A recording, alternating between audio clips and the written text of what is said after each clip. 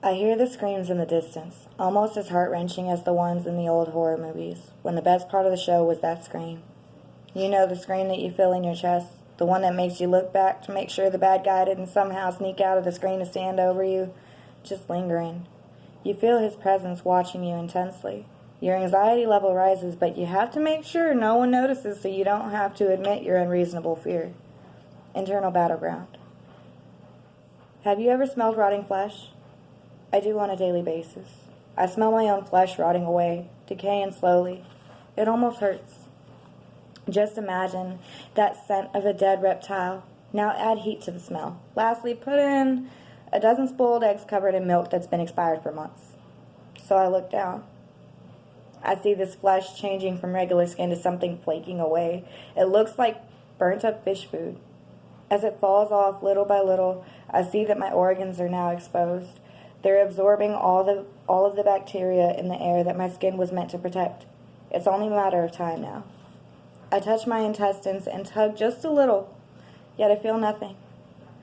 I have the sensation of my warm, slightly damp organ against my fingertips and in the palm of my hand. Unknowingly, the small tug turns into a pool only because I want to feel something coming from the inside.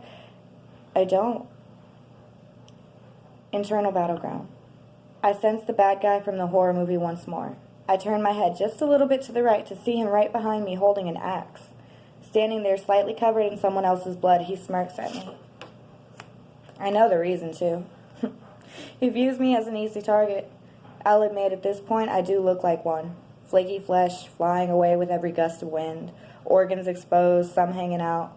Before I have a chance to turn my head back forward, he grabbed my shoulder and tossed me to the ground. I have two options. Either cower before him and let him take me out of my misery, or fight back. I choose to fight. I use the strength I thought I lost to quickly flip myself off the ground. We both have an almost astonished look on our faces. I didn't think I had it in me. Neither did he. No time. I grab the axe he dropped in his shock, start to chop him down little by little. Now the blood covering his body is his own, as it should be. Once I hear his breathing slow, I stop. Throw the axe as far as my arms are able. I look down again. The flaky skin I saw just moments earlier is completely gone, and something else is forming in its place. It's a glowing titanium layer. As it slowly raises itself from my feet towards my knees, I drop to them. The screams I heard before are now coming from my vocal cords. Now I feel everything coming from inside, my organs still hanging out, all the others exposed. Then I remember the titanium layer I have forming in the place of my old skin, and I begin to laugh. I look at the bad guy from the horror movie laying near me with his arm attempting to reach me, and I thank him. If not for him, I would have never found that strength.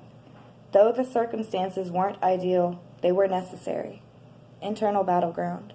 I taste a small amount of satisfaction in knowing I may be in pain, might be bleeding, and definitely have tears in my eyes. I also have hope that I will make it through this pain. All the necessary hurt actually produced something beautiful inside of me. So hope is enough. At least it is for me. This is my internal battleground.